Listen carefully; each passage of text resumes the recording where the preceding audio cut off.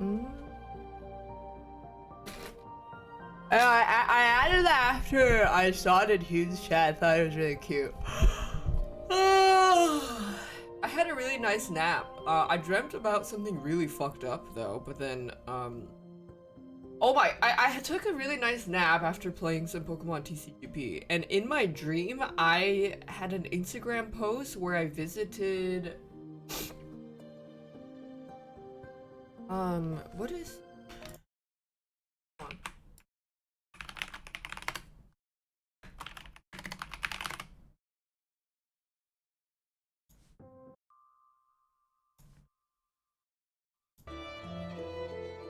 okay, so if I had I took a nap and I had a really vivid fucked up dream that I visited the Auschwitz Museum, and I posted it on Instagram and I was like, oh, it was so like it was the stark reality of how dark the history was. But after having a sip of this energy drink, I felt so energized and I'm ready to take on the day. And it was an ad read intro into like a fucking energy drink ad in the description of that post. I was like, what? And then I woke up and I was like, what the fuck? That was my really fucking weird dream.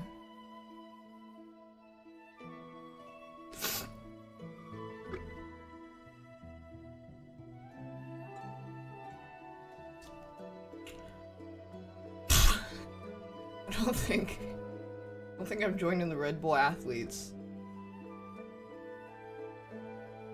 That was a strange dream. But I accidentally, accidentally, just because my luck is too good, I accidentally pulled the immersive, Blaziken. Some people do be really disrespectful of those places. Yeah, there's a lot of people that use pictures of them at Auschwitz or like posing a certain way and then using it in their Tinder profile. Or like at war memorials.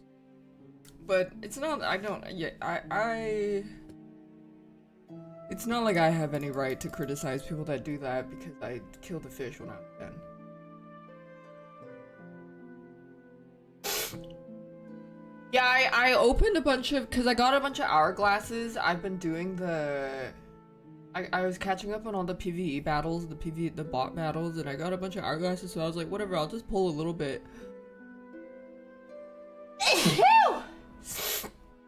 And there it is. There it is. Blaziken just popped up with his whole mega pussy. And it was by, I don't know, it was also by Akira Igawa. I need to sneeze again.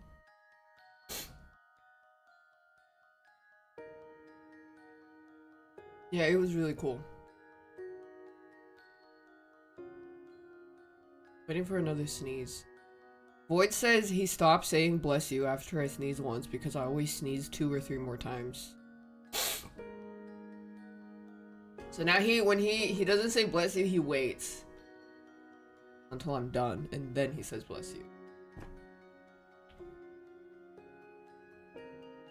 And when you sneeze 3 or 4 times in a row, you're being a clout chaser.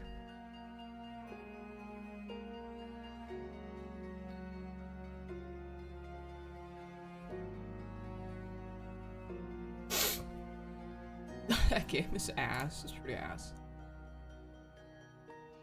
Time for my dissertation.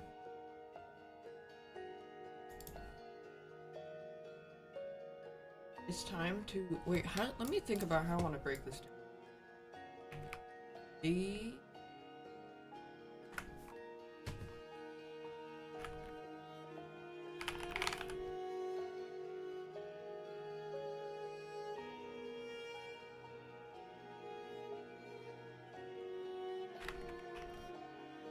To review you.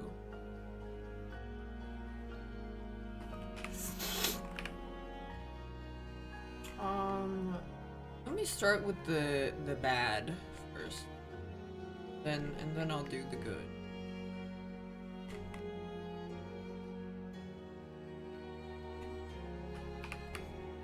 Thanks, Calcifer. This is mostly for my YouTube editors. Does anyone have gum? No. No fucking chewing gum, because you fucking chew with your mouth open. Review. Oh god, here. Sometimes I dot my eyes, sometimes I don't. I'm a psychopath.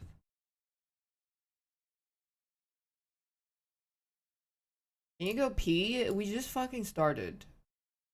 Can you go to the toilet? Can you borrow the hall pass? Why are everybody's already leaving? Don't worry, I have notes. Took notes. If you look too deeply, this is the universal equation that tells you what happens at the end of the world. Well, okay. YouTube accent time. Now's a really good time to type hi YouTube if you wanna make it in the video. I think they might include chat in this part if you want to say hi. You guys should all say hi YouTube. Like Ludwig's basically. I've only seen like one of his videos. Thanks, Xeon. I just finished The Outer Worlds 2 yesterday, and it was a really long game. I had 30. I clocked in out of 34 hours to finish, but then towards the end, I did just start to go straight to the main quest because I felt like I saw most of everything that I wanted to see and did most of the companion quests. I'm not sure if I finished the Aza companion quest, but I enjoyed everything that I went through, and I never felt like at any point that I severely disliked the game. Most of my disappointments and annoyances were very minor things, which I will start with so that we could just get that out of the way. One, I did not like most of so there were some issues with the UI for weapon modding that I thought wasn't very intuitive because it was just, hold on, let me.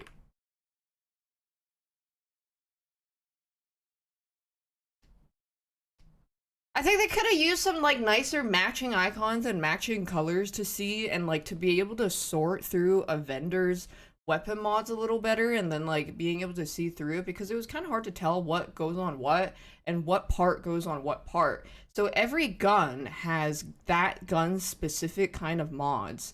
As far as I know, there wasn't like a universal gun mod that you could apply to every gun. It was like if it was an assault rifle, you could only use assault rifle mods. And then in the assault rifle mods, it was either barrel, sight, or something else. And they didn't really have like matching pictures that when you hovered over the gun, told you what picture correlated to what. So if they had a barrel mod, it just said barrel, but then when you look at the shop, it was a picture. So then you had to do an extra amount of thinking to be like, okay, I'm gonna hover over this, okay, it's called a barrel, and then sometimes they were called different else, something else. Like they might not even have the word barrel in the weapon mod. So it didn't like, I personally wanted a more streamlined method where if I just look, I can tell immediately, okay, I wanted a sight and a barrel for my assault weapon. But then I had to like hover over all of them and like read the names and then double check and stuff and then go back. But this is just a UI issue that it wasn't super intuitive, but it really wasn't a big deal. And I didn't even do that much weapon modding until like the very end anyways. You wasted so much time doing that. Yeah, it was like, once you figure it out, you're like, oh, okay, I see what the system is. But basically, my problem was like the vendors and the weapon mods were not very clear on which category they belong to, and then within that category, which part of the gun it was. And then another thing is, when you hover over a weapon in your inventory, you had to press an extra button to see what type of weapon it was. Instead of it being like an information that was like readily available so that you immediately knew what kind of gun it was, then you can go in the vendor and be like, okay, this gun is for example, this gun is a submachine gun. I'm gonna go in the mod vendor to buy a submachine gun part. But when you hover over the gun, it doesn't say. I feel like it could have just had it as a subtitle under the gun what type of weapon it was, because there were some unique. I don't know why they didn't do that. They could just add it. It's super easy. My favorite, I just like the I generally, when I play any kind of shooting games, I like a gun that just does a lot of damage in one hit. I don't really like spray guns, but then I did end up using a lot of the science electricity gun because of my science. I didn't put any points in guns. I was all science. Anyways, So that was like the biggest thing that I complained about was the UI weapon modding, because you can literally go at the point in the VOD where I was like,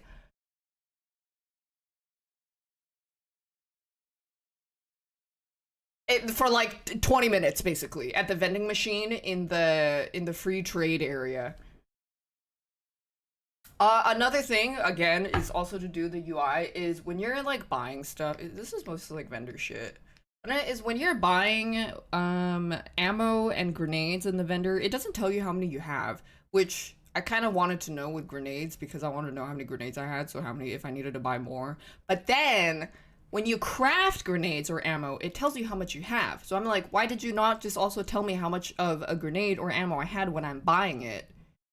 But then when I'm crafting it, I can see how much. Like, again, that's another very minor thing. It's just not a big deal at all. But it's like, well, I feel like if you added it, nobody would complain that you added it. It's just a nice QOL. And then there were like some very minor bugs. If you purchase ammo, does it cap? Does it cap? No. There's no carry weight as far as I knew. I didn't get to that much. Like, there was no cap as far as I knew. There's no inventory limit or inventory weight. So I did encounter some minor bugs. The worst one that I came across was one of my quests could not complete because I was supposed to find a stuffed animal named Scrabbles and then return it to a lieutenant, but then that guy moved. Because I finished another quest before turning that one in, and he ended up moving somewhere else. When I talked to him, the quest couldn't complete anymore because he didn't give the relevant dialogue. So that quest soft locked. Apparently there were some other soft locking quests that other people talked about, but it wasn't like, it doesn't seem like it was a lot. It just, there were a little bit, but not a serious game breaking amount as far as I could tell. And then in some of my playthrough, there were some points doing the main story where someone was supposed to go to a terminal and activate something that progresses a quest, but they didn't move, and then I just reloaded my game and it worked, and then it was fine. So none of the bugs I got were seriously game breaking, but there was some glitchiness and some soft locking. Little restart, fixed it, great. Another thing that I also noticed, again, small bug, is a continuity dialogue with one of the NPCs was at the very end when, for Inez's companion quest, was you had to convince this lady at the front to let you in the VIP club. And I talked to her and I was like, I fucking hate your boss. And she's like, I fucking hate him too. Whatever, here you go, fuck him up, go in. So I go in, I take the shit I'm supposed to do, and then as I leave, I see her standing in the front and I talk to her again. And she's like, are you trying to go in the club? And I'm like, I just fucking walked out of the club that you just let me in. So her like dialogue didn't update, and she seemed to have forgotten that she already let me in, basically, because you're supposed to pass some kind of speech check to be let in the first place, but like I already talked to her, so that was kind of weird.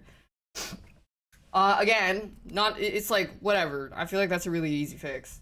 Another, like, it's like another thing with audio. There was one audio guy at the snowy planet.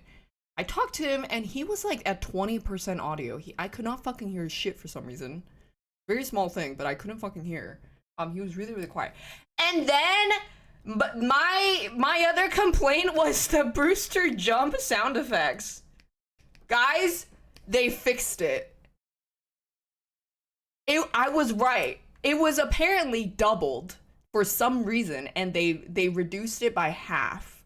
And I told them that they gotta reduce it by like, if it's 100%, they gotta put it at like 60% or something. Dude, I am a prophet of video gaming. I will see shit because my perception is fucking level 20. Yeah, it was really fucking loud. And I don't know if like none of their testers caught that or something. I would have caught that shit frame one and been like, why the fuck is this shit in my ear? It's too fucking loud. They fixed it. I complained about this like on the first day, in the first like 10 seconds of getting it. But they fixed it.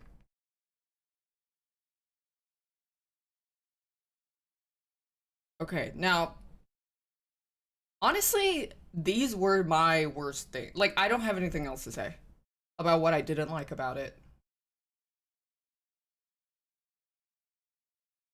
Without delving into, like, the infinity possibilities of, well, I wish the game was 60 hours of very in-depth dialogue. Like, I feel like that's not really whatever, you know.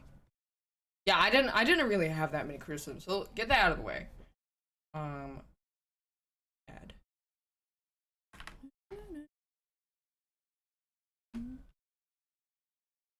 Go. Goog.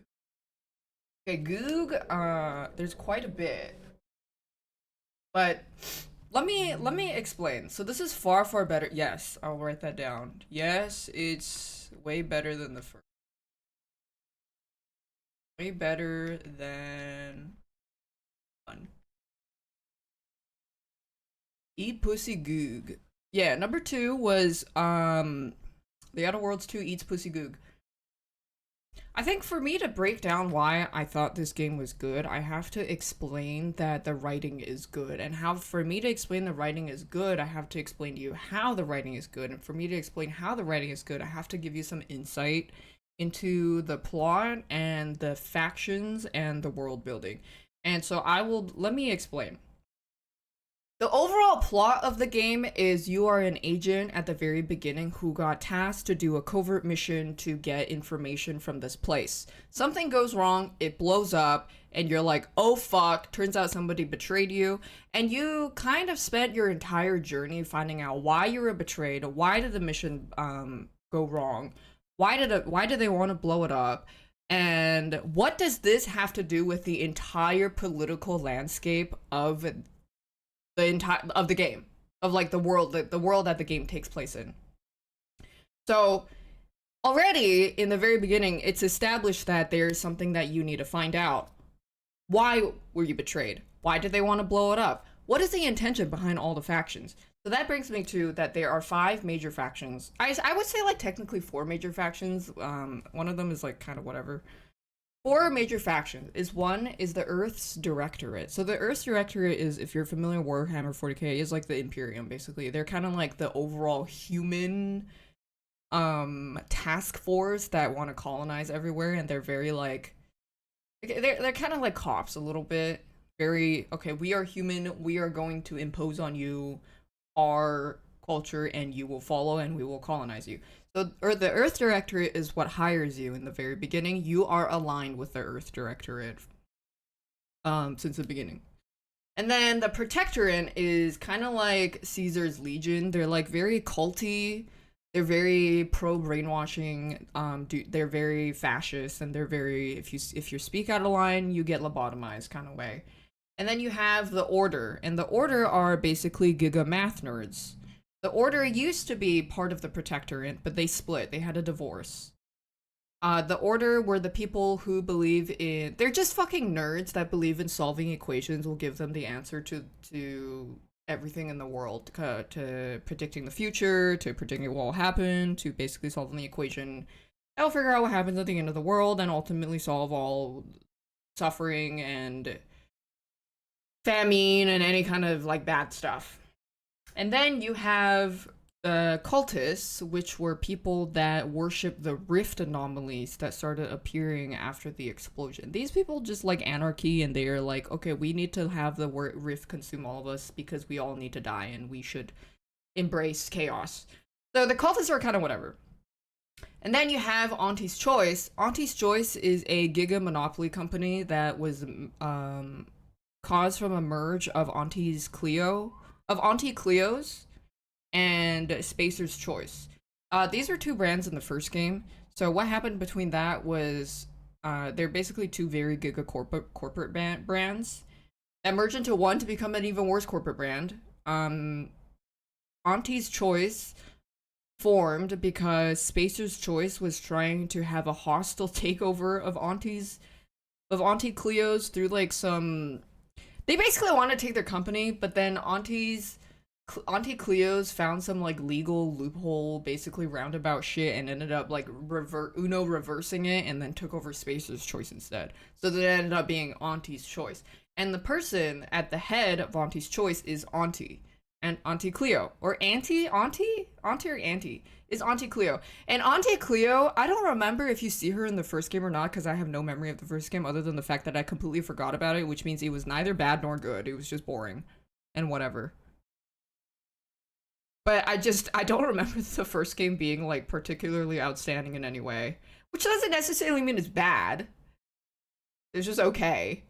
Yes, so the owner and like giga boss of Auntie's Choice is Auntie Cleo, and she is pretty much exactly like Mom from Futurama. And I am 100% sure that they were playing into that because one, she is pretty much exactly like her, and she had the same hair, which I thought was very funny because Futurama was also made. Oh my god, wait, Futurama was written by some Giga Math nerds. The Order has Giga Math nerds. I feel like they're just the studio and whoever was in charge of the Outer Worlds 2 are fucking big fans of Futurama, and I felt like that's like they had some shit. They had the sauce that they were cooking with some Futurama sauce in there. Yeah, they have to be Futurama fans. Oh shit, yeah. I drink some water. Thanks, Paul Atlantic.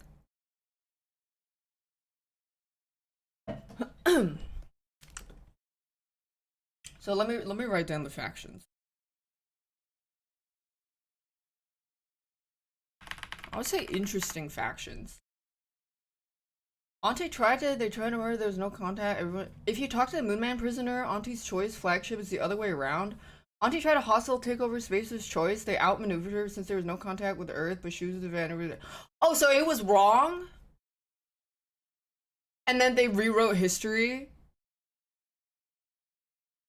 Yeah, either way, I don't actually know.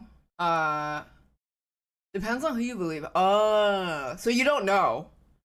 Either way, they combined to make one Giga one, and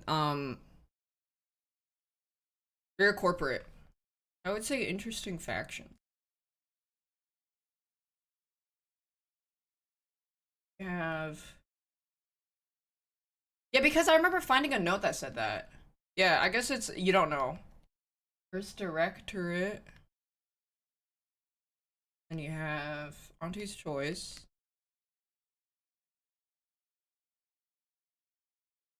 Corpo. I would say this is like Imperium. The Protectorate. Like Legion.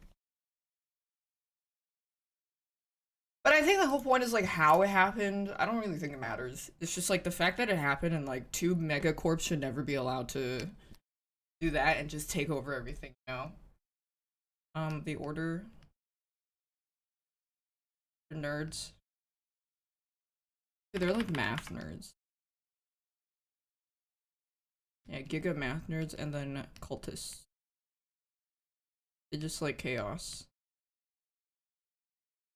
So one of the reasons why I thought the world building was really well done was because all these factions were very weird people. There's not a single one of them that is like kind of normal. I would say the only like slightly normal one is the Earth's Directorate, but then it's like, okay, there are people in the world who have consumed a lot of Warhammer content and still believe that the Imperium are the good guys. But that's not really accurate because the truth is that they're all horrible. But then some are more horrible than others. And that is one of my favorite like world building things is everybody kind of sucks ass, but some people suck more ass. Because this way it makes it so much more interesting for you to gauge morality and like how you want to side with something. So when you're actually playing an RPG game where you have to decide things, you have to be very clear on where you stand. Is this bad option better, or is this worse option better, and why? So with Earth's Directorate, Imperium, these guys are probably relatively the most normal. They also aren't really like super present in the game. They're more just kind of a very like background faction that you are part of. They're where you start. Auntie's Choice, like Giga Corporate, it would be it's a I would say it's like a parody of real life, but it kind of isn't. But Auntie's Choice is definitely like a big parody on just giga corporate people who value shareholder value and money and profit above everything, and that's exactly what they do. Protectorants are like giga cultists, and you, or actually, cultists is, I shouldn't say cultists. Protectorants are like super brainwashed, very fascist, and everybody that lives under that regime all believe in, they like believe in the protectorant. What is it, like the protectorant?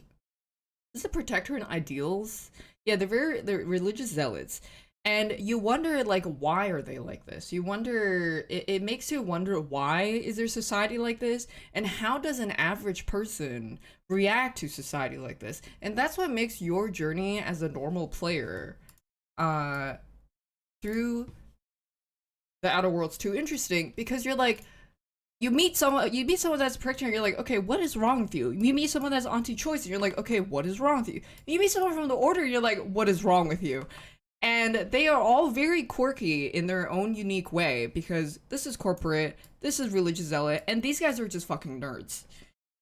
In like, they're almost like kind of evil nerds, but then they're not like evil in the way like they burn orphans, but they're evil in the way that they believe so much in the pursuit of knowledge and solving the universal equation that will end all human suffering, that they will purposely lock smart mathematicians in a room with just a blackboard, a toilet, and a bed and force them to ponder.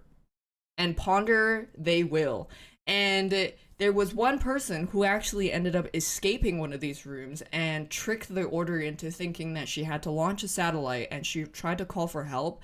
They killed her, and they kept the satellite that she launched and use it as a reminder that help is never coming, and everybody who is in those pondering rooms are volunteers. So are they? It's like, yes, they're not outwardly presenting as evil, but they're so brainwashed and so dedicated to their cause that they have started to, shift a little bit, more than a little bit, into insanity. Yeah. So that's why I'm like, okay, all of these, except for this one, mostly because you don't see that much of it, but all of these are like, okay, not maybe also not this one. I would say like these three are the biggest major factions that you run into and have constant reoccurring NPC dialogue and quests. And these are all very interesting factions because they're all very interestingly fucked up in their own way. So that's why I think they did a really good job with writing interesting factions with the world building, and that's like my 5th time saying that. So when you have a companion, so the game works by you can have 2 companions with you at all times. There is a Earth Director companion. There's an Auntie's Choice companion.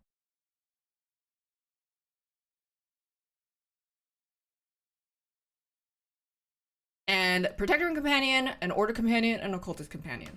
So with that said, about how I said like all of these have their own fucked up things and none of them are good, it makes it in conjunction makes the companions also more interesting, because the depth that they went with the companions was actually, well, I feel like the standards for games are very low, but I feel like for an RPG game this is expected, but because it's not expected, I have to praise it that they did a good job. Back to my original point, the companions from each of these factions, you can convince them to basically not like the faction that they are from as much through a companion quest, which will make them severely question their beliefs. So that only works because they establish such a strong background for each of the factions, that when you are doing your companion quest that takes them on a journey that seriously makes them reconsider, wait, this is wrong, like this is contradictory, I don't understand this, and they get kind of pummeled with facts and logic, you as a player at that point can choose to set them down a different path, be like, hey, maybe like the Protectorate isn't all that you thought it was. Or you can reaffirm and be like, no, you are right in how you're raised in your culture and you should continue. And how you respond to your companions and their attitude towards their faction will affect how they are at the very end when you this is a bit of a spoiler, but when you like confront the final guy, this actually affects their personality and what they believe in. So that means that the companion side quests also have an all-around global tie-in to the entire story. It's not just like a one-off vacuum side thing, which I think is really well done when they are able to tie everything together in like every way possible. Companions, factions, world building to the final quest. Um, let me see what else. Yeah, so I think they did a really good job of the companions in that because I remember specifically in Starfield that the companions were so boring. Even doing their quest made me want to kill myself because it was that boring. But then for this one, when I met Tristan from the Protectorate, I immediately was like, this guy's funny as fuck because he genuinely has no idea how the world works outside of his like religious zealotry, and seeing him seeing how you can influence his actions to like slowly unbrainwash him is very interesting, and if you choose not to, then he'll just stay how he is.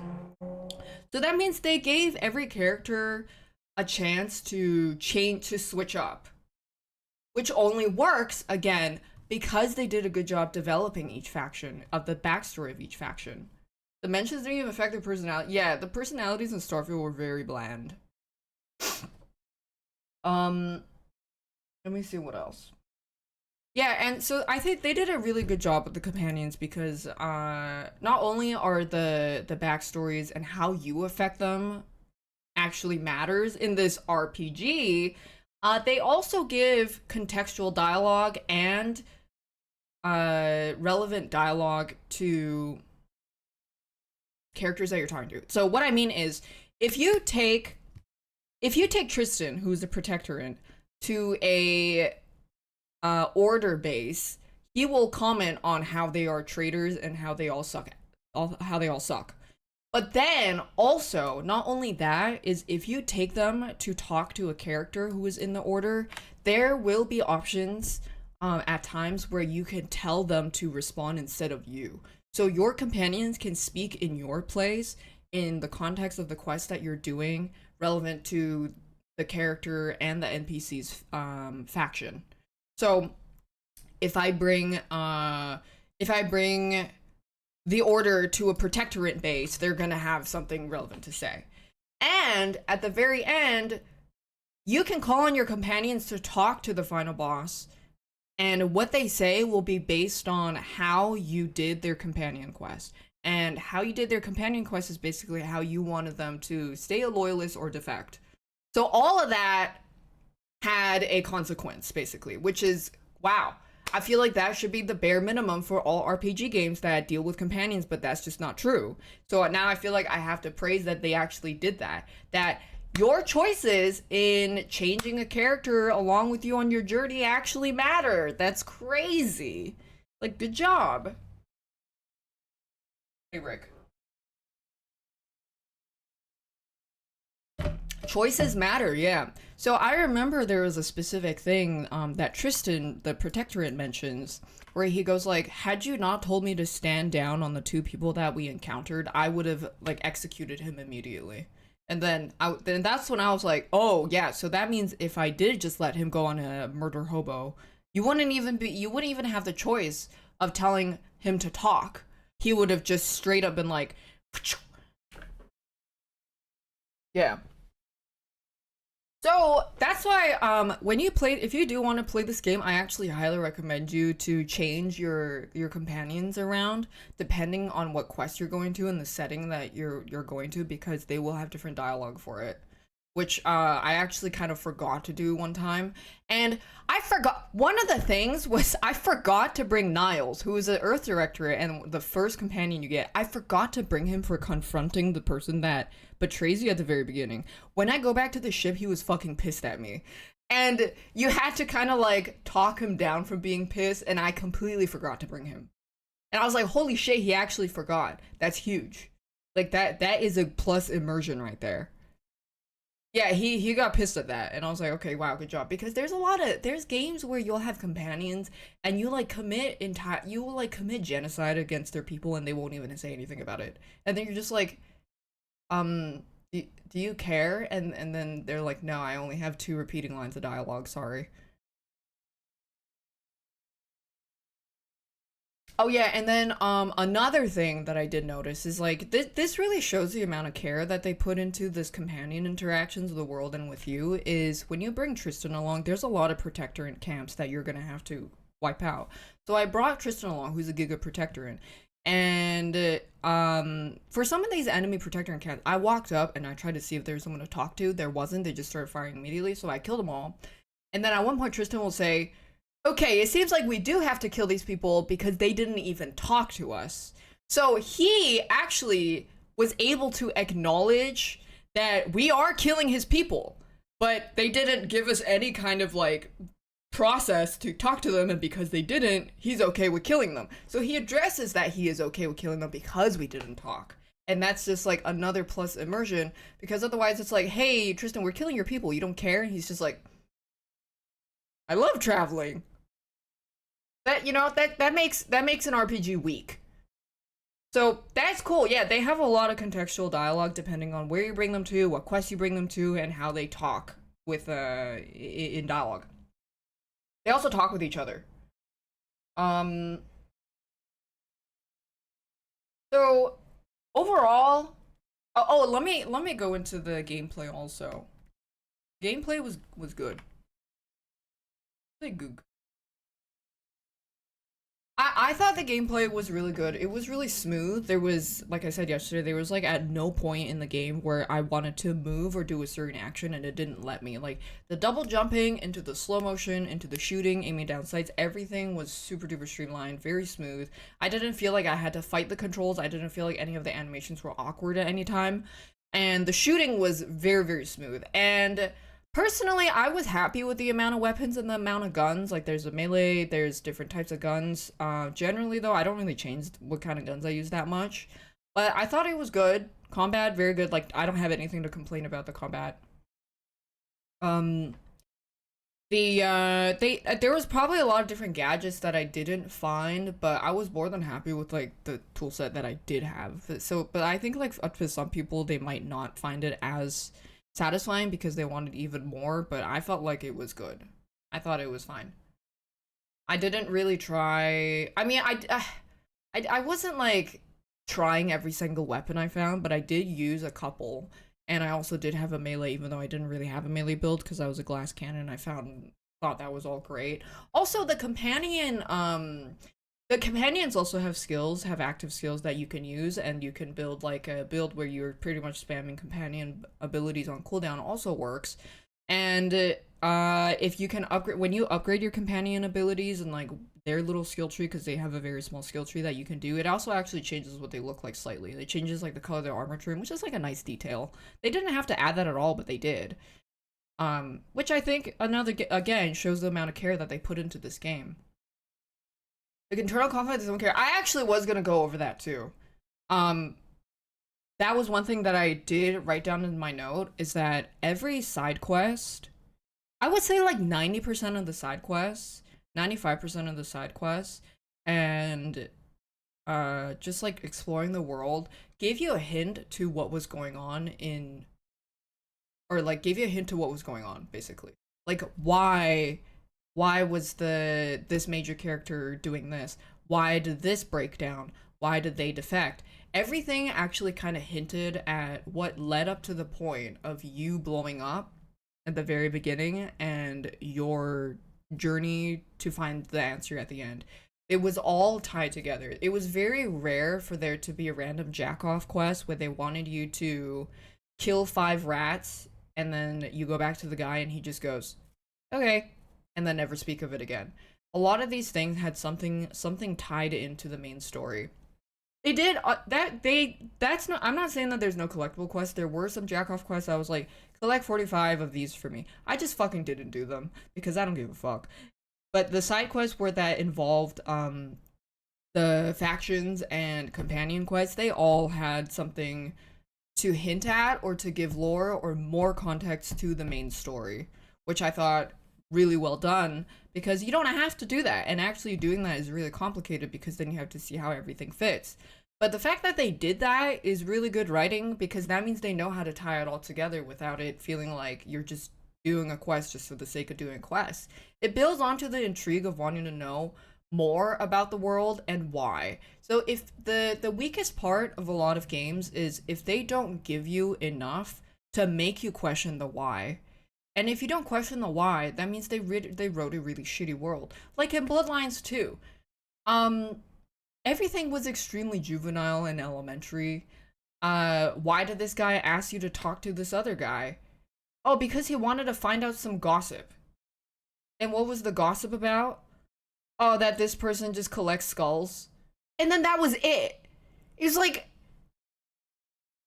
does it at least give some hint about the coup that took place 100 years ago? No, it didn't fucking matter at all.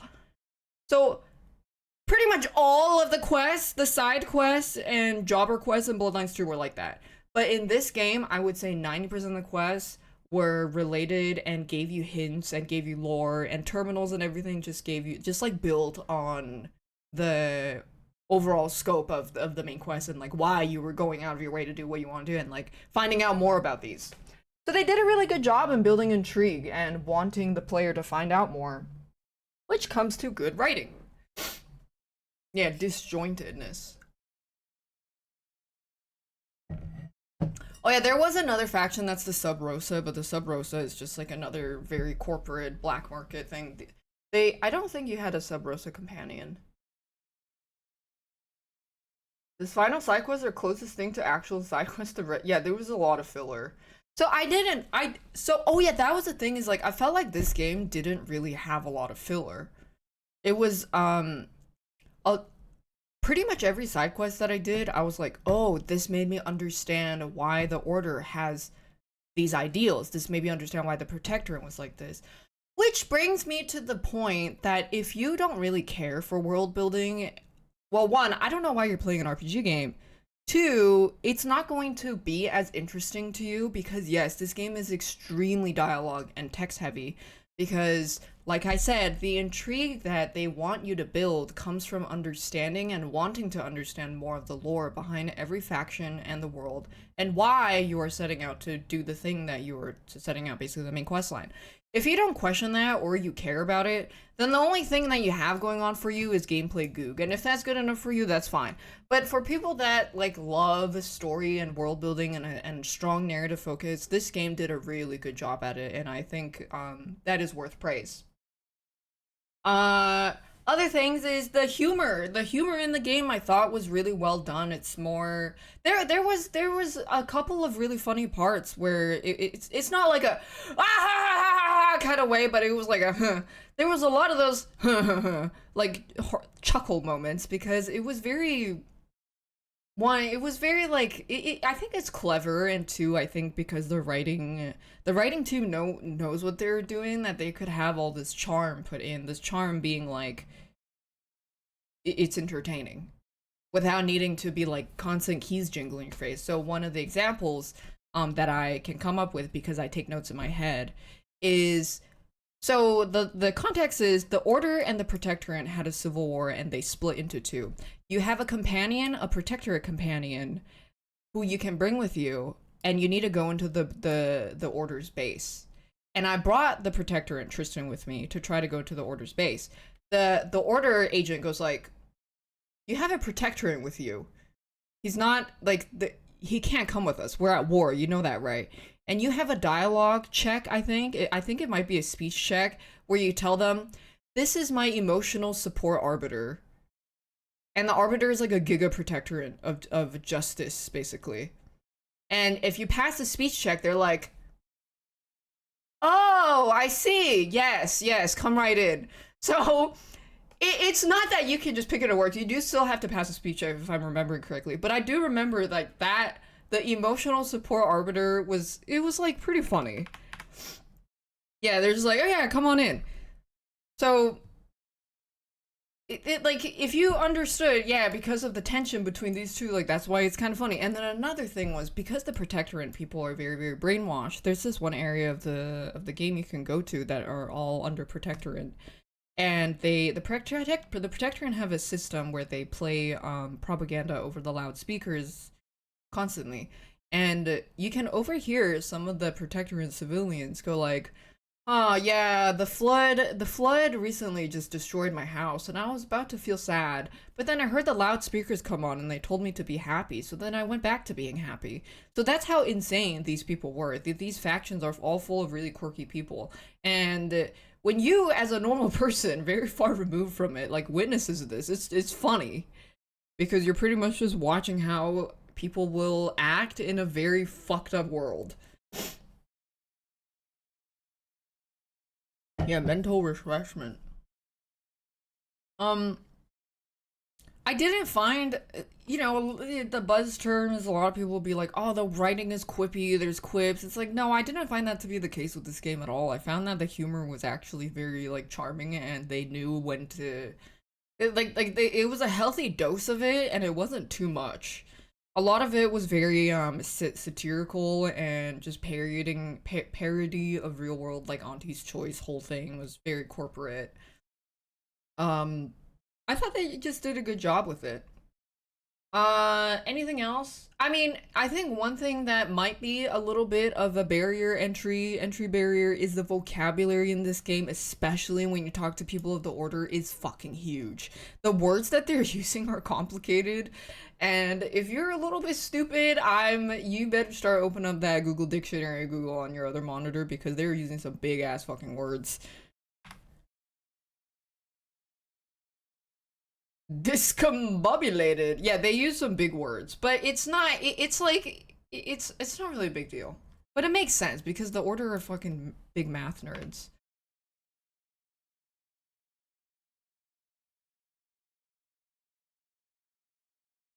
Well, that's most of the game. Is there anything else? Oh, right. Other things, other notes of very good, interesting, innovative gameplay was I found that the flaw mechanic in the game, I've never seen anything like that before, and I thought it was really funny. Was if you do something repeatedly, for example, you crouch a lot or you steal a lot, you will get a pop-up that says the Earth Director found a flaw in you.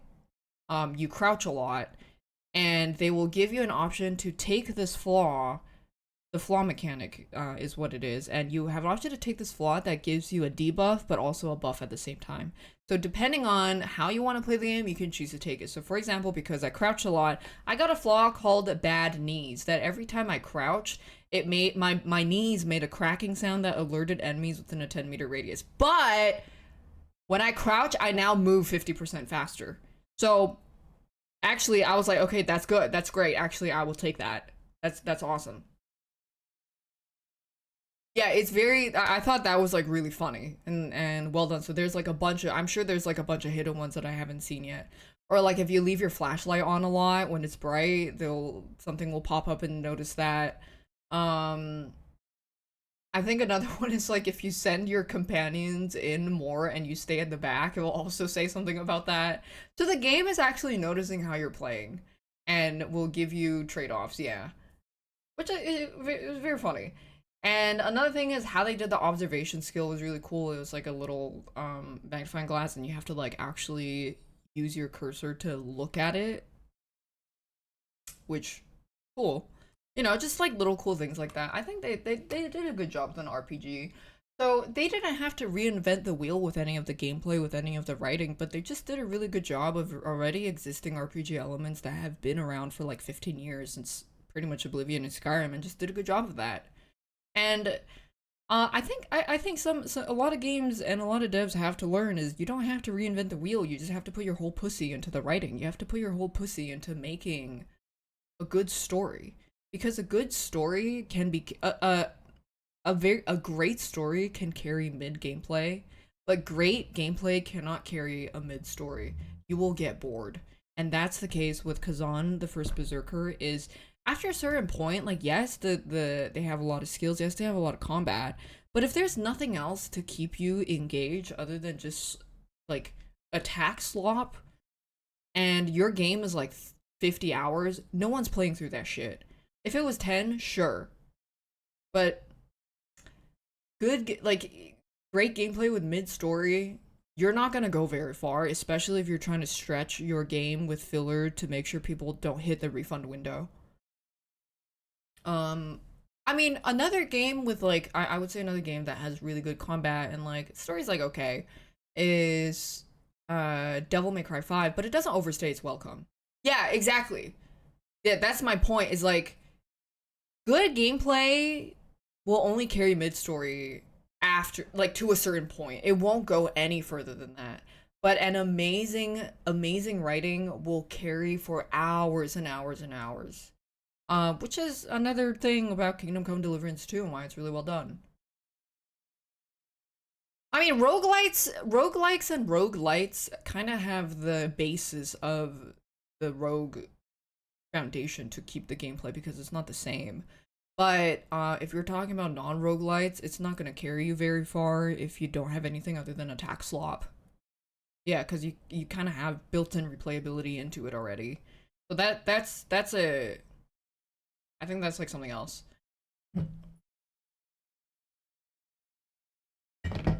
Yeah, writing I again is like one of the biggest things. I think it's very important. Was there anything else I wanted to mention? Let me look at my notes. Oh, right. Another thing is the RPG mechanics, again, like I said, is really good. And I noticed that specialization in this game was actually pretty important. So you do have a level cap of 30, and the skills that you invest points in goes to a cap of 20. And there was a certain point around mid game that I noticed that none of my levels were high enough to pass these checks. So I think it's better to play this game specializing in one or two things instead of trying to be really spread out. Which means that this game, if you are interested, if you're like a patient person, also has good replayability because you can't specialize in that many things. You can't be a jack of all trades in this game at all. Which means that they really prioritize having different approaches to how you want to do a quest or how you want to approach, you know, breaking in a building or entering a building, lockpicking, sneak jump, speech, whatever.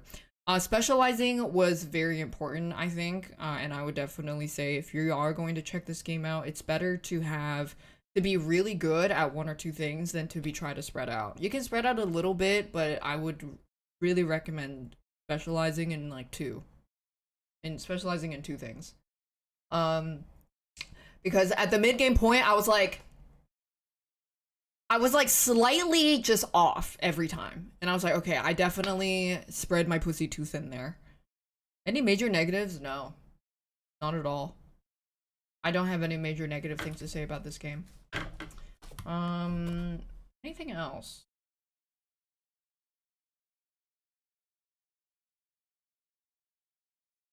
I think that's most of it.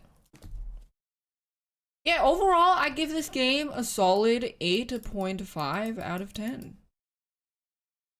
Very good. Approved.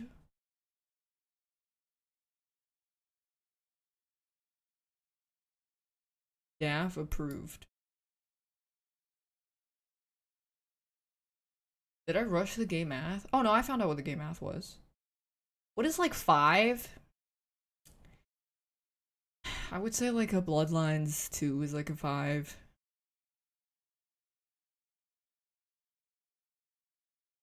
Yeah, it gives us 8.5 mangoes out of 10. Yeah, solid game. What's a 9 or 10? Well, that's a little complicated because to me, a 10 is pretty much a 9 that I personally really like. So for me, a 10 would be Sekiro, Elden Ring, Baldur's Gate 3.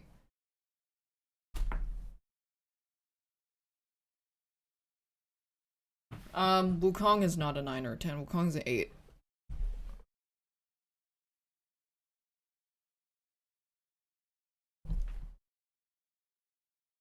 What's Kazan? Kazan was a attack slop game that came out a few months ago.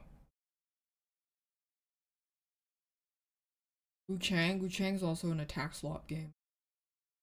I didn't finish it, so I don't really care. Attack slop? Yeah, so it's like very battle focused. E33, I gave E33 I think I gave it like an 8.5.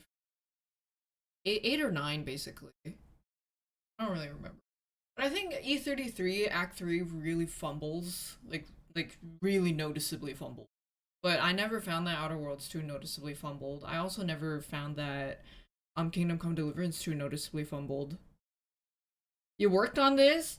Hey, why did you guys take so long to figure out the booster jump SFX thing, huh? I found that out immediately.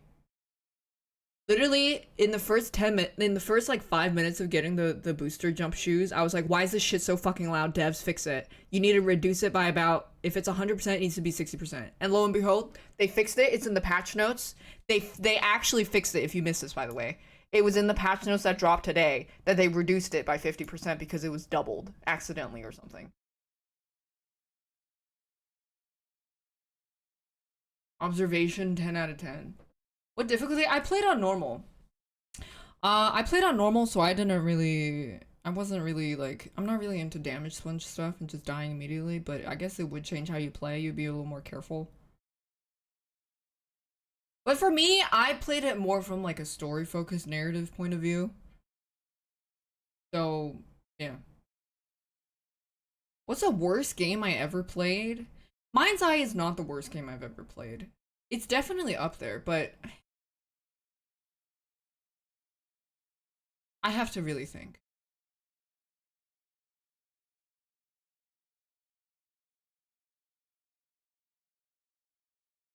You will get this game now. I mean, that brings me to another point. Is there are a lot of people that were asking, is this game worth the $70? Is one, I mean, how much money do you have? Two, I can answer that I think this game is 100% worth if it's on sale. Like, if it's on sale, it's definitely worth it. Is it worth $70 though? That's up to you. That is up to you. But if it's less than $70, absolutely.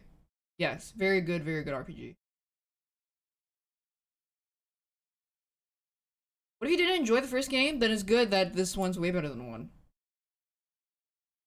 On Game Pass? Yeah, you can give it a sniff there.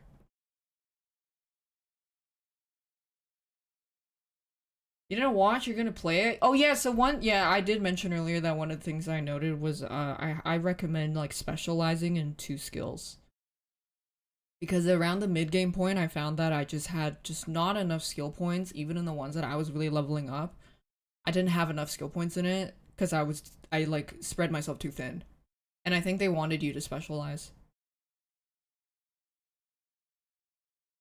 You have to now the first one is unrelated to this one. It'll have like some it's like in the same world, I guess, but it's very separate. I think that this is contained.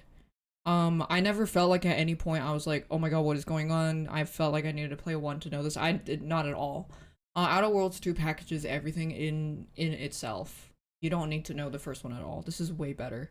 Which actually makes me feel kind of optimistic because I feel like they didn't have to improve all this, and I don't entirely remember the reception around Outer Worlds 1. I just remember it came out, people played it, and then it just kind of disappeared.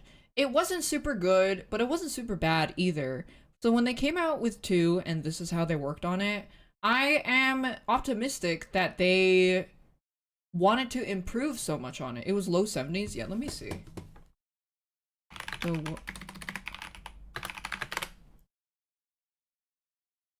the Outer Worlds 1...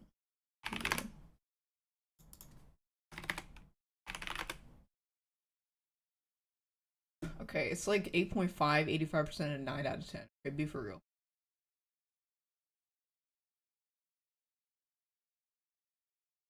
To be fair, I don't really remember it, but my reason for optimism is that they improved on it and they made it so much more memorable and went above and beyond to add the extra care and immersion and like interactions with the companions and the storylines and some of the more interesting mechanics that they put in like the flaw system that they like didn't have to do. And I recognize a lot of the things that they didn't have to do because I've played so many games. So when I do notice that, that's why I go out of my way to praise it. So no, I don't always just shit on devs. So it makes me optimistic that they did that is because they didn't have to. And if they do it, it makes me feel like that they are going above and beyond to put in the extra care in the game. Because they didn't have to. They could have just came out with another slob, added 2 on it, and then just shit it out. You know, like Little Nightmares 3. That shit was fucking ass. Yeah. The care and effort, like I see it. I notice it. Which makes me hopeful for if they ever do make other games. I didn't play that much of Avowed, and I think that was another team that worked on it. Would I give Kingdom Come Deliverance 2? Kingdom Come Deliverance 2 is like a 9.5 for me. Like, personally, Kingdom Come Deliverance 2 is a 10 out of 10 for me.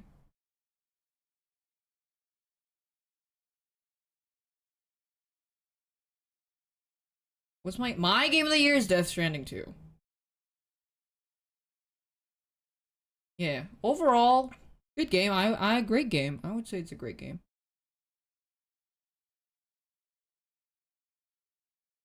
Really good RPG.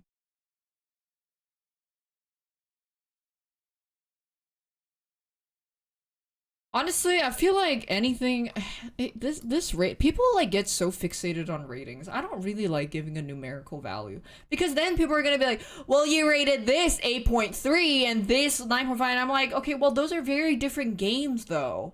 I have to rate it based on the genre that it's in." It's like I really don't like giving a number. So that's why I feel like giving a general number is better. I would give this game like an 8 or a 9 out of 10. It's just I hate it. I hate giving a numerical value. It's too arbitrary for me to assign a numerical value. Yeah. Anyways, really good job. Um, I think I they did ask me for like they did ask me for I need to pee first. Yeah, mangoes.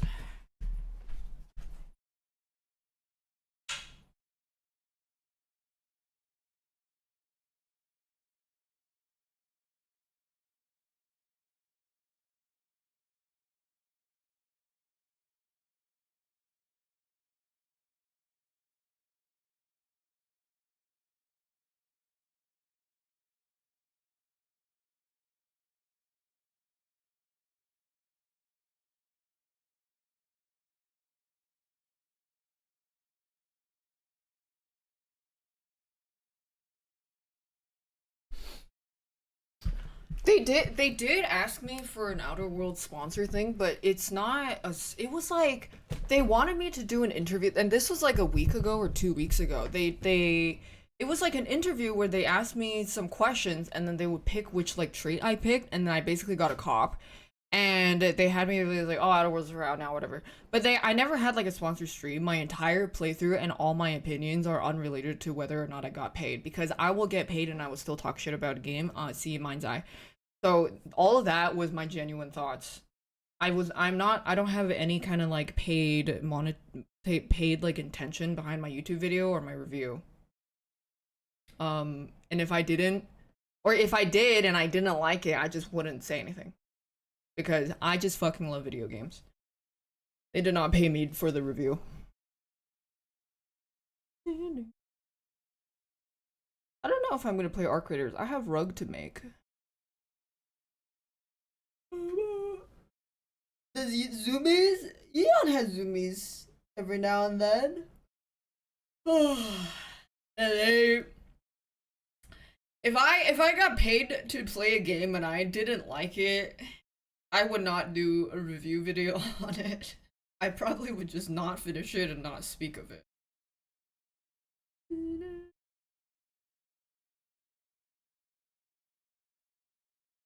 Yeah, because that was like 35 hours.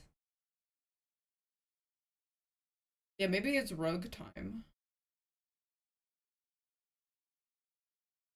Let me see. I think. Okay, so this is the thing I made. This is my rug.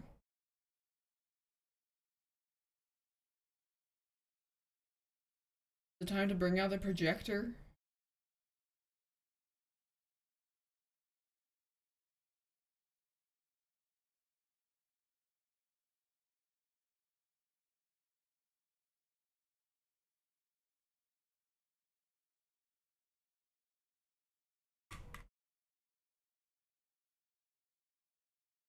Wait, yeah, I'm gonna use the Giga stand, which I haven't tried yet.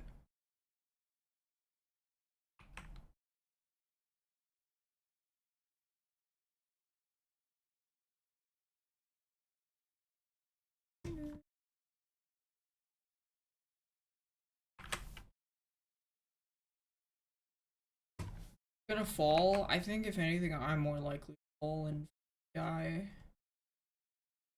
My dog or cat ever mess with my yarn or rugs? I have no pets in my vicinity. I'm banned from owning pets, and since the incident from 17 years ago. I have a. It's also because I have an automatic kill aura of pestilence within the 20-meter radius of me. Well, you know, I'm stalling right now because I'm waiting for the Pokemon TCGP to reset so I can pull more packs. I'm down to just Glorp Shaky for another like 35 minutes.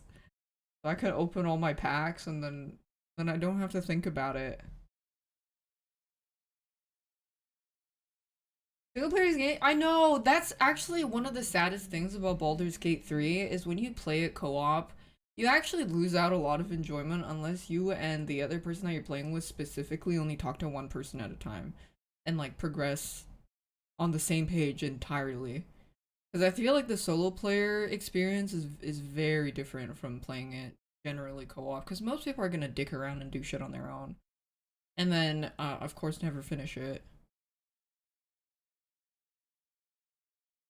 Did I do an honor run? I did a modified honor run because I didn't want to do permadeath, but I wanted to see the new boss mechanics. Yeah. Everybody's new update. I asked Hyun if she wants to play. I think we're gonna gather the Glorp Shaky crew.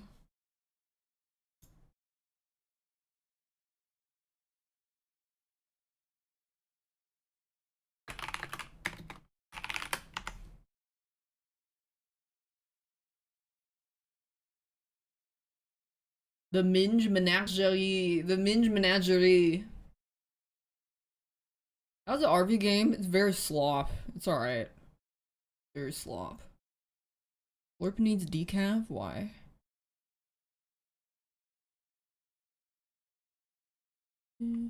My thing is, with this rug and the stand, it's a lot of wasted canvas fabric if I only make this, so I think I might have to do a second design. But with my yarn colors,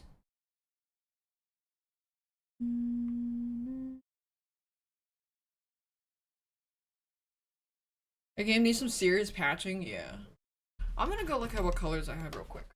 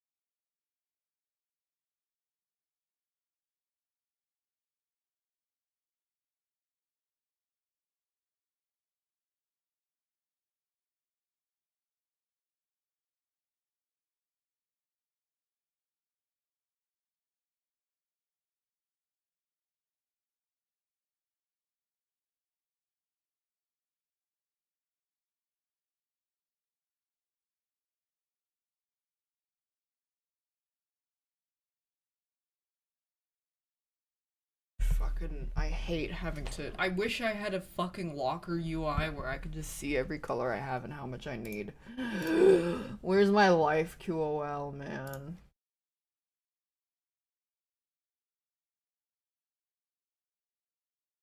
Life is. Oh, I needed to make one more rug. Actually, I need to.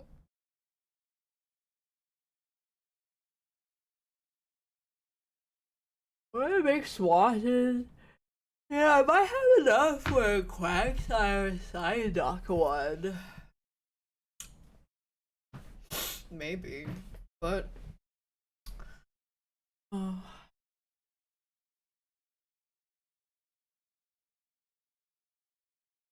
Fuck! I also don't know how much the big project like this takes. Get one of those wine shelf grids. Yeah, that's what a lot of people have is like shelves. I haven't gone to IKEA yet. I've been bouncing on it crazy style all over the place.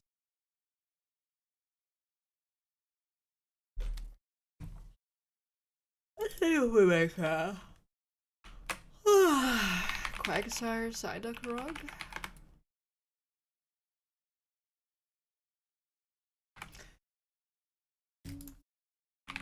Quag.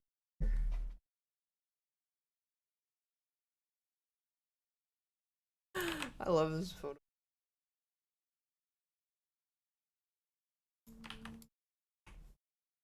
He is very polite.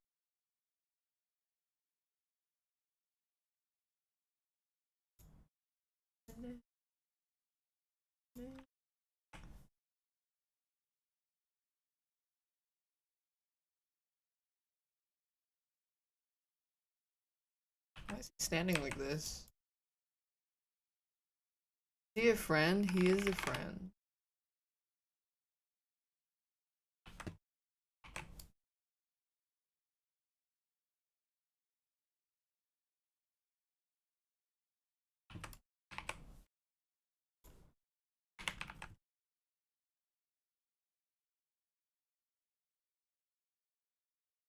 There's Quagsire card sleeves? Yeah, well, I fucking missed the Quagsire event. Should I fucking kill myself?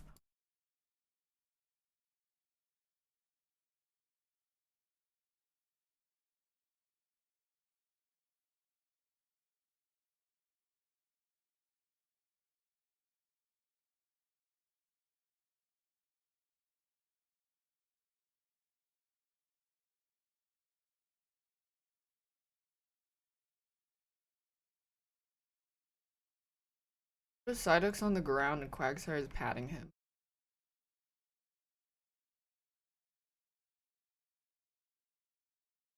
This.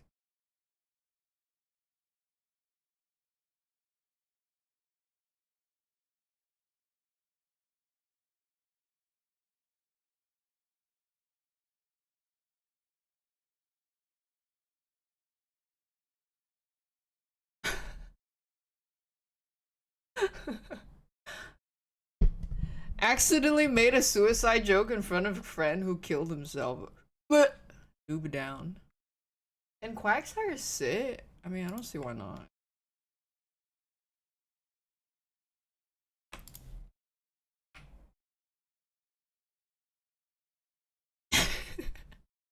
Yeah, Quagsire's like the friend that Quagsire's the friend that will comfort the other friend that is not okay.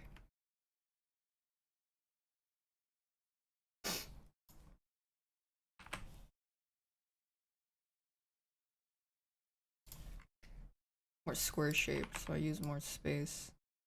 Less space.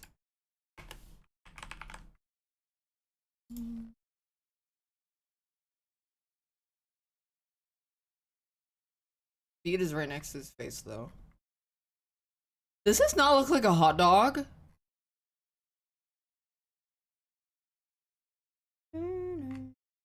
Ew, where did my... Yeah, it's the singing one.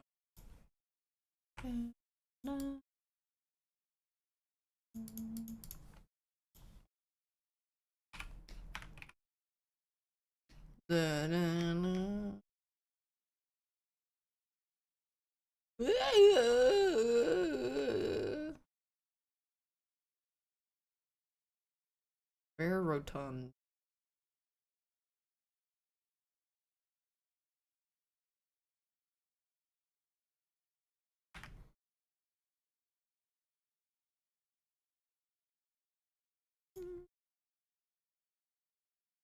Got a hot dog tail.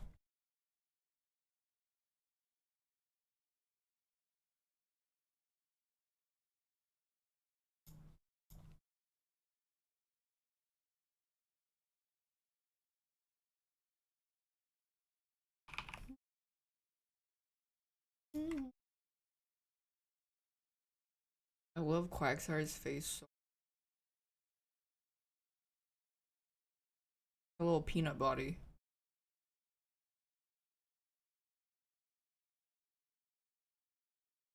back look like?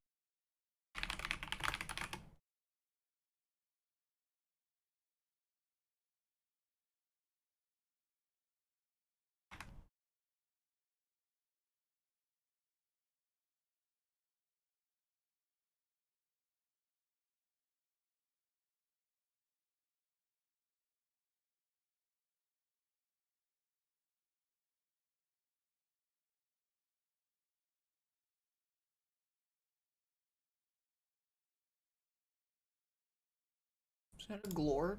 Where? Aren't all Pokemon kind of glorps?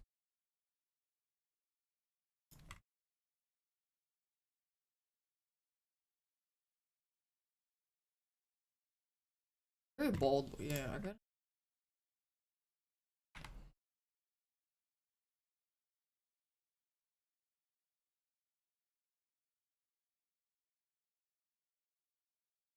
He is very bold.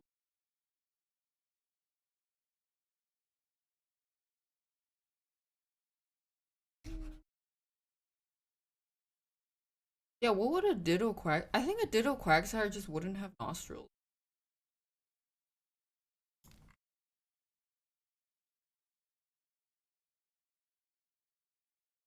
I don't fuck with Clodsire. Fuck Clodsire.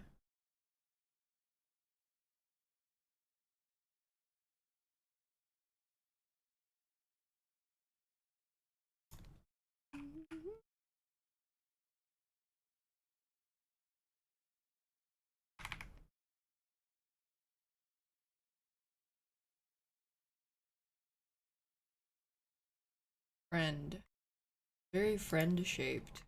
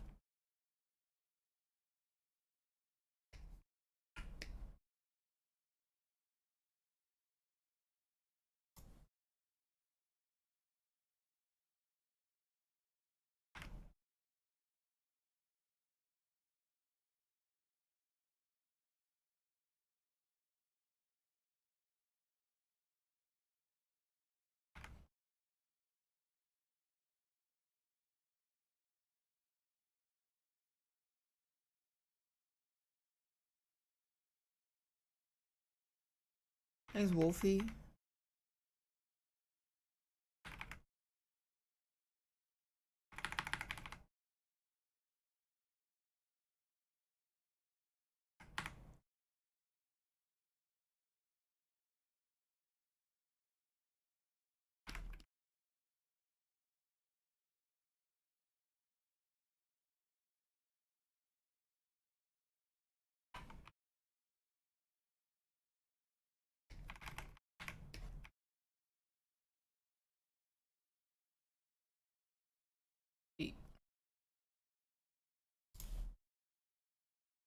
Oh, very cuting.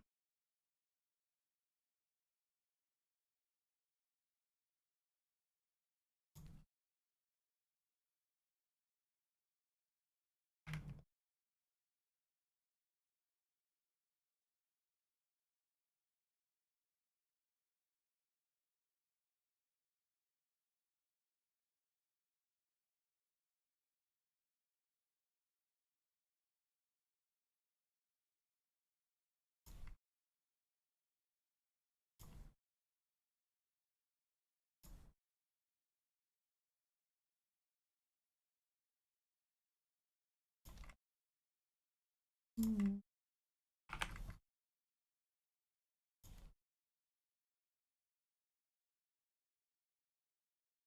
I don't know if I want Psyduck's eyes to be.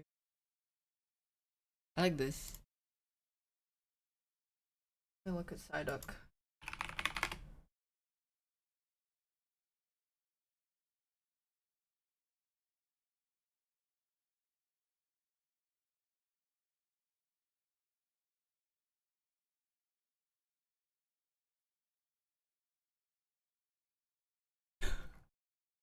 He's so dumb.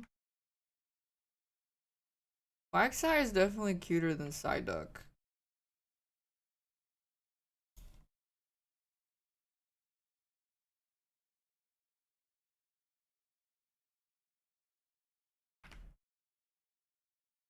Oh my god, it's playing the AS.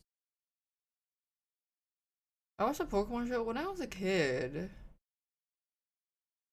The wee lad. Wee lass.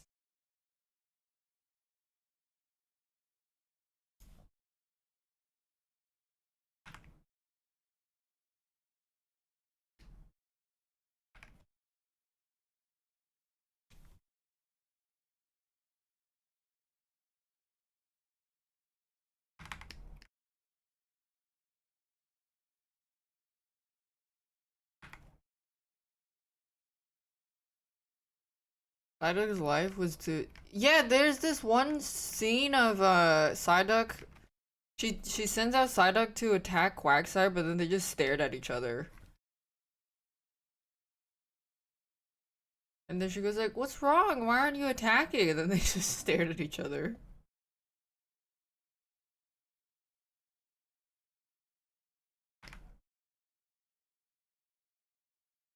Breath of the Wild is that— I didn't know they had a vinyl. Oh my god, I already have like 5 vinyls on the way because of Death Stranding and Expedition 33.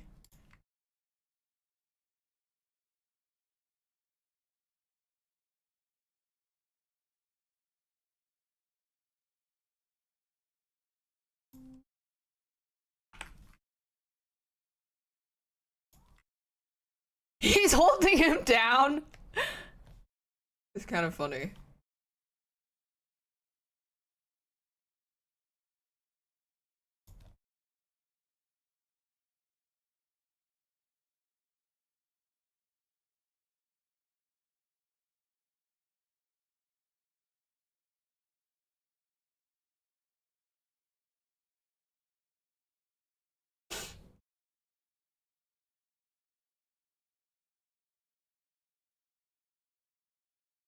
Yeah, this is a rug.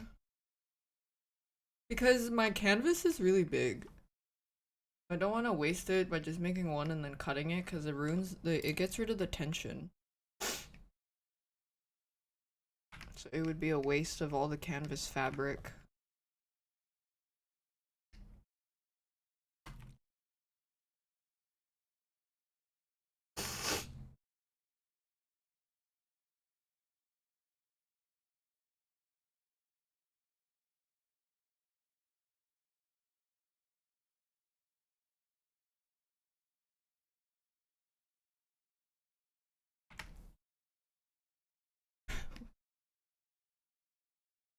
Is drowning him in a bucket of water.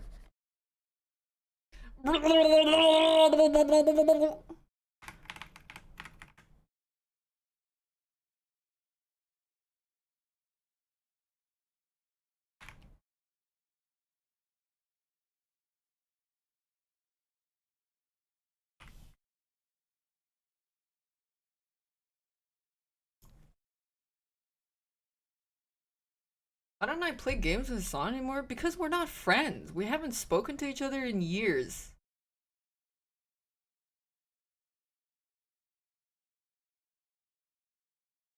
I know to somebody whose life revolves around Hassan, that's crazy to think about. But not everybody's life revolves around him, okay?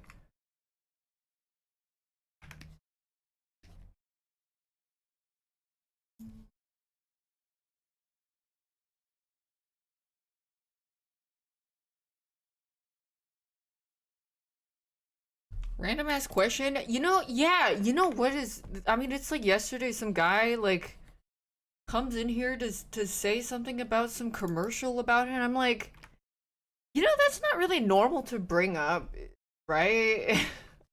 Like it's very— you gotta touch some grass.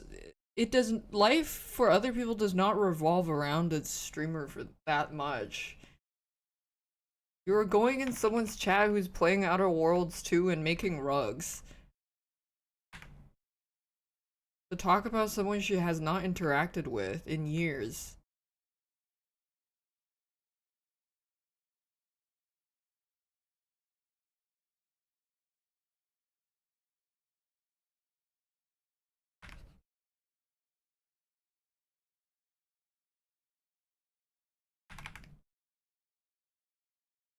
Not normally.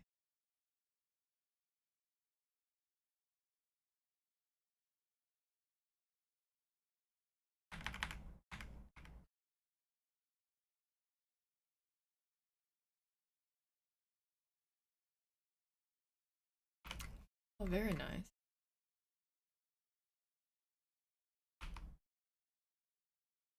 Quagsire is giving Psyduck a massage.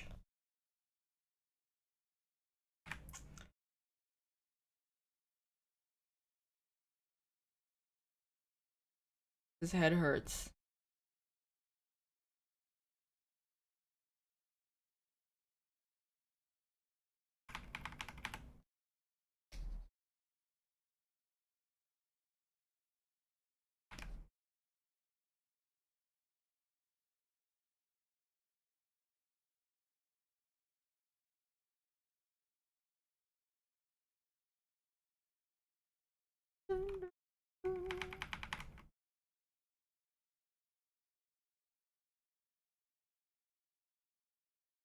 I love when cats' faces get pushed back and they're like they're aliens. Cats are truly aliens. This is for something I have extra space. I need to make a rug. What is for? And I looked at the yarn I had and it looked like I had a lot of yellow and blue yarn.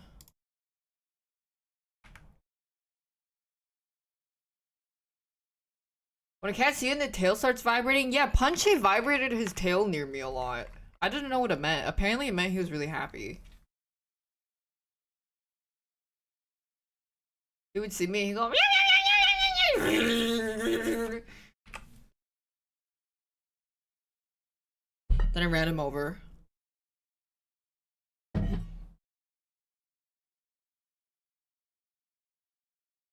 Yeah, I wish I wasn't so fucking allergic.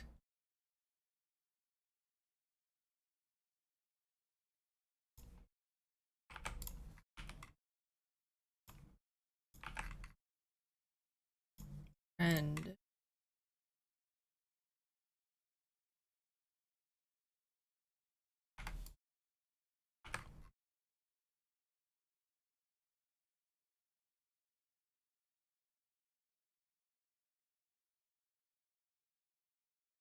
meow meow meow meow meow meow meow meow meow meow.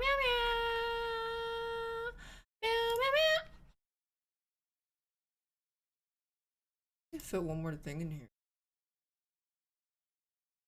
Who the fuck is this? Is that a Diglett?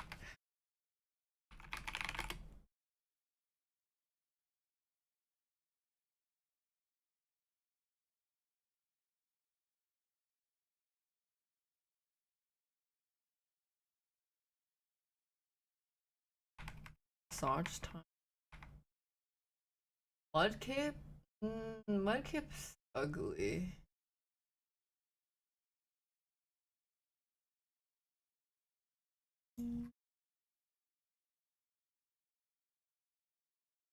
Usually I always see people draw Quagsire, Psyduck, and Slowpoke together. I think it's because they all have that really stupid looking face.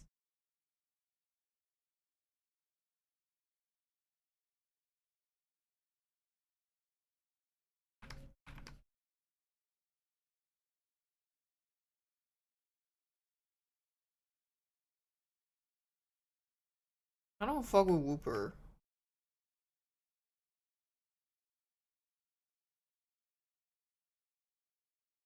Hang out. You better not be stupid when I get there, me.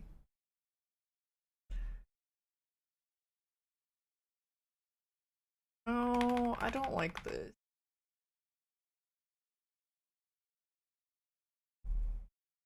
I just want to fill in this space.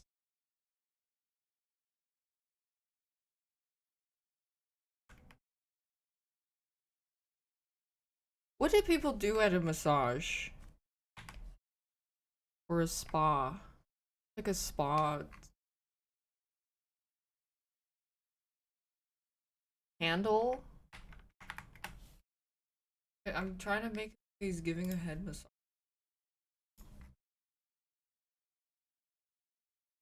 A towel on their head. Put a towel on their head. Don't they always wear towels on their head?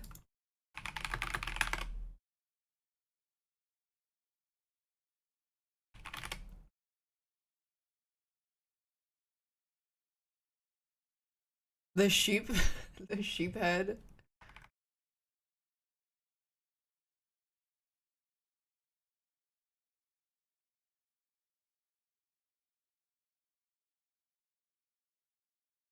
Owl.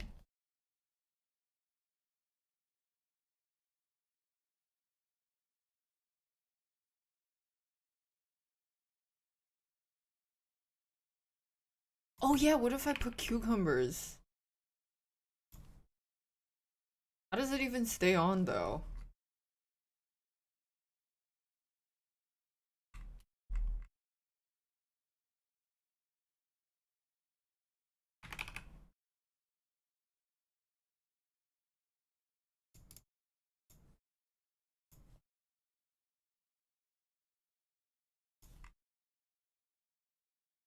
Consider yourself greeted. Cucumber.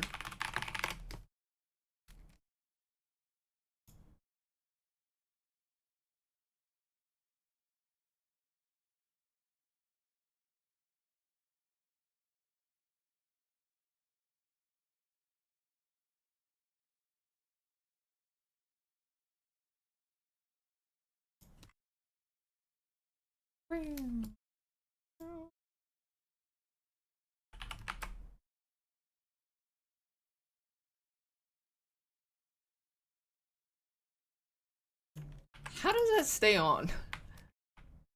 I don't know if I like that. It looks kind of scary. Maybe if I color it, it'll look less scary.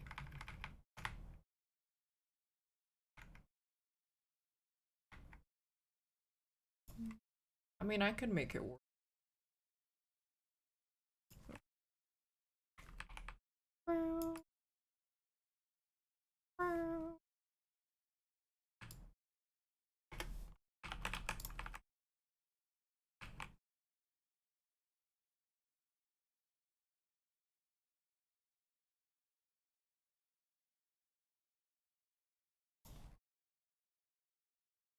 Yeah, it looks like button eyes. I just need to add colors so it looks less creepy.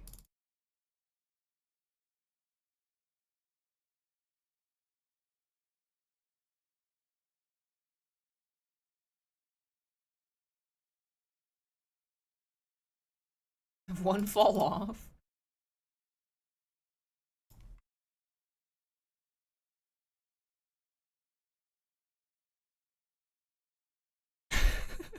Wait, how does Saito close eyes? Oh, it doesn't. Okay, it doesn't have that.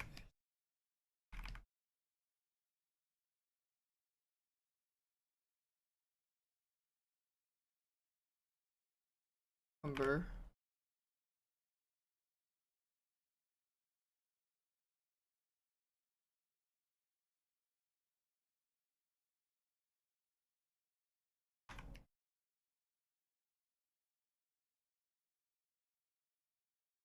He's eating the other one?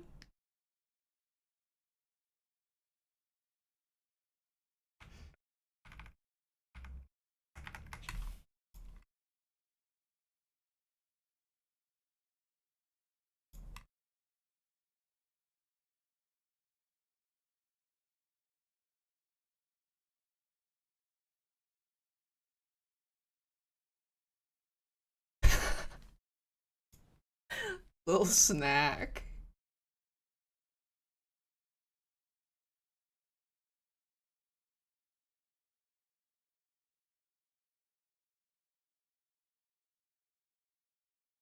No, there's too much going on in that.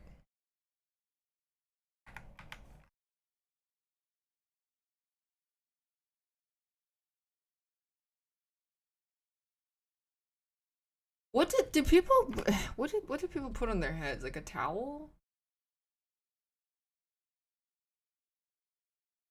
Is Wake smashing? What is smashing?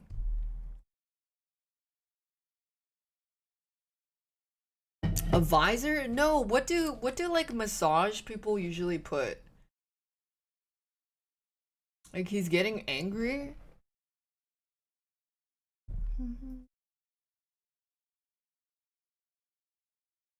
A hot towel?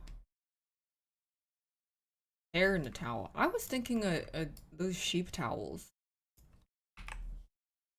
How come these people never respond when I ask them what they're talking about? And then when they do, it just falls into one of the predetermined flowcharts. Oh, is it one of those schizoids? Oh. Oh, they're one of those people that have no concept of friendships. Ah, that's what it is. They're one and done. I know, I think they get scared when I think they like genuinely get really scared when I ask them something and they can't answer. It's a cucumber slice on his eye, but I think I might get rid of it. Yeah, I think they like scare them when they're like, oh shit, I love facts and logic, but not when it's used against me. Because then my antisocialness will show. Yeah, and they start like glitching out. They've never had a friendship with someone of another gender? No. I mean, I don't think these people are capable of having friendships in general, other than like goon discords. It's quite satisfying knowing that these people will never form meaningful friendships.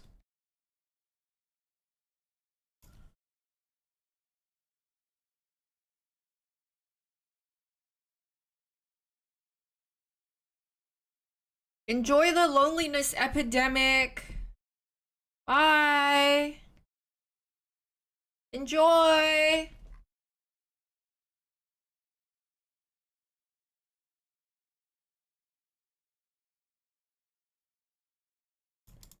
Need to move his snout.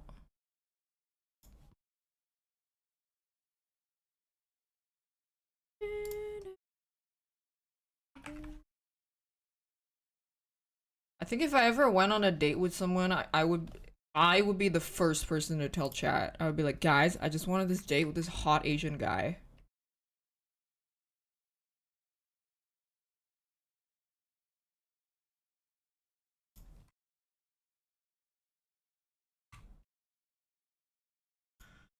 Ew, I don't like those kinds of questions. Hey, huge! This person asked that twice. Do you think guys and girls can be friends? Ew, you sound like the kind of person who gets really uncomfortably awkward at a meet and greet with their favorite streamer, and you probably smell really bad, and you probably have gone called a creep more than once in your life. Ew, please stay away from me. People like you are so creepy.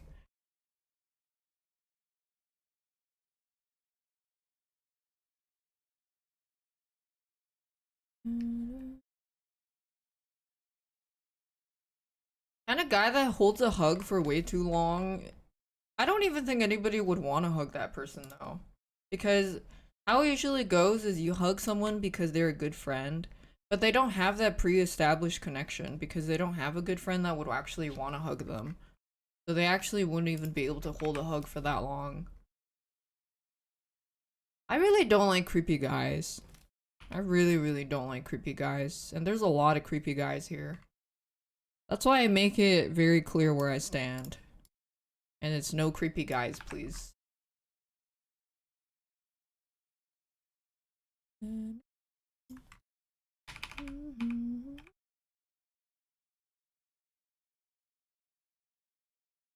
There's a lot of creepy guys.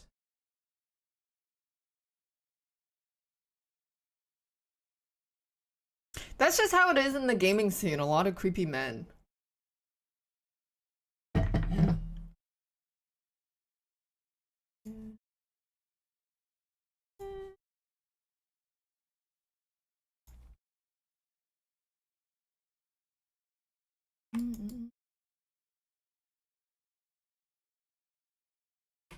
And then you wait.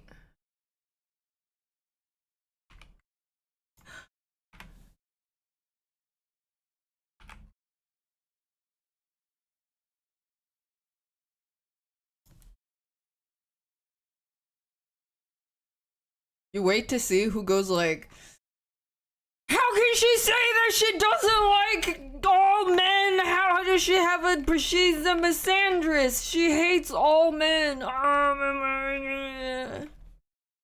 Then you look at what was said. I just don't like creepy guys.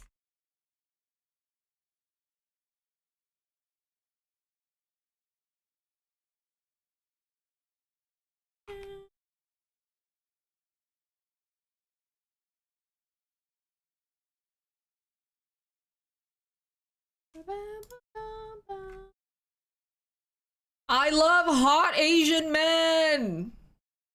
My favorite are hot Asian men.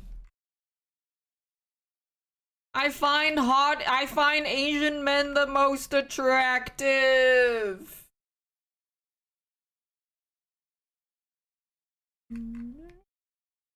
Gotta make sure I gotta like broadcast that every few hours.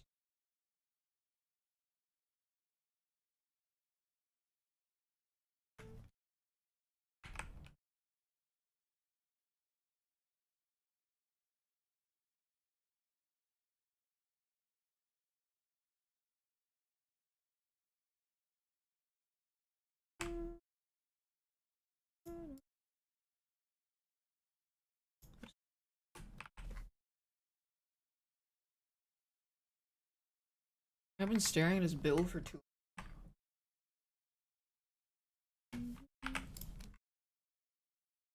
Happy.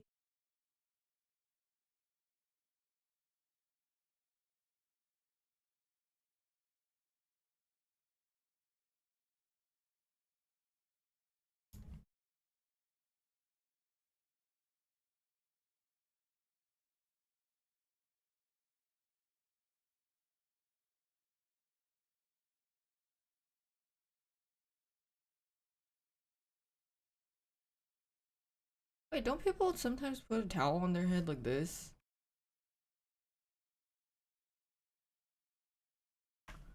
Let me try towel on head. Like the Korean lamp towel. I mean.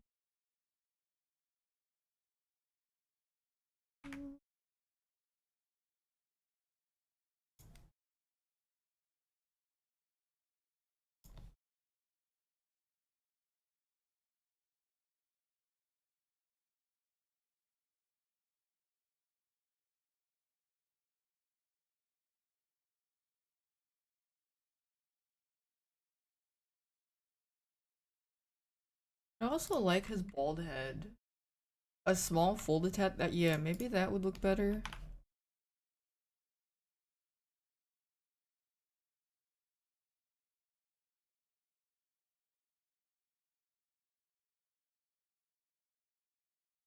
A really thick slice of cheese. Hold on.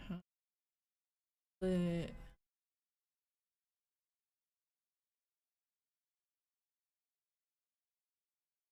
I don't think people put soap on their head.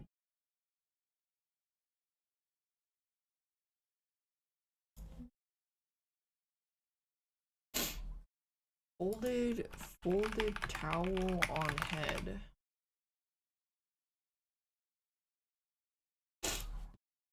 No, no, no, no, no.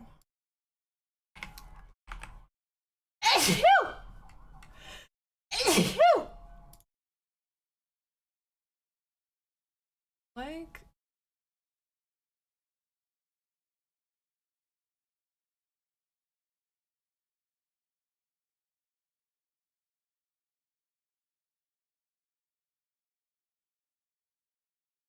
the sheep towel. Oh wait, the reset time.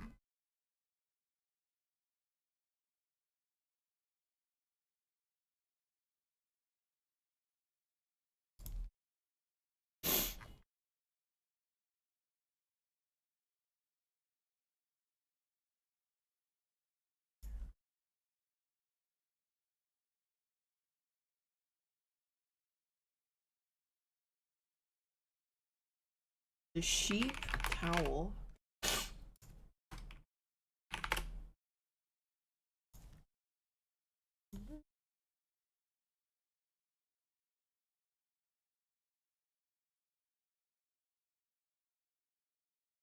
Go.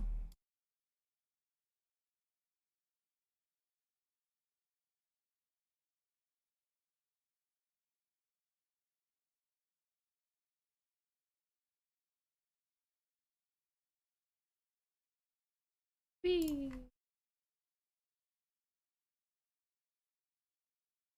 Did I take the PoE sponsor? No. I don't play PoE 1. They did sponsor me for 2.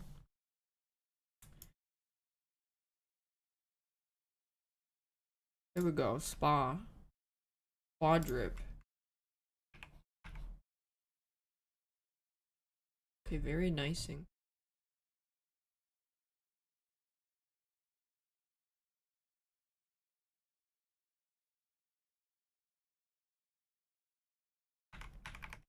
You replacing 1? No. It plays differently. Go.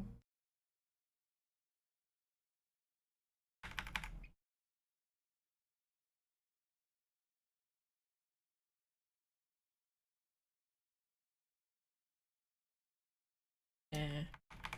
This is fine. Yeah, it looks like he's fucking farting.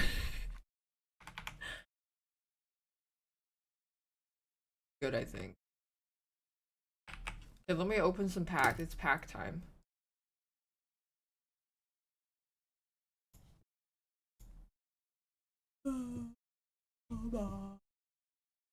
Pokemon TCG.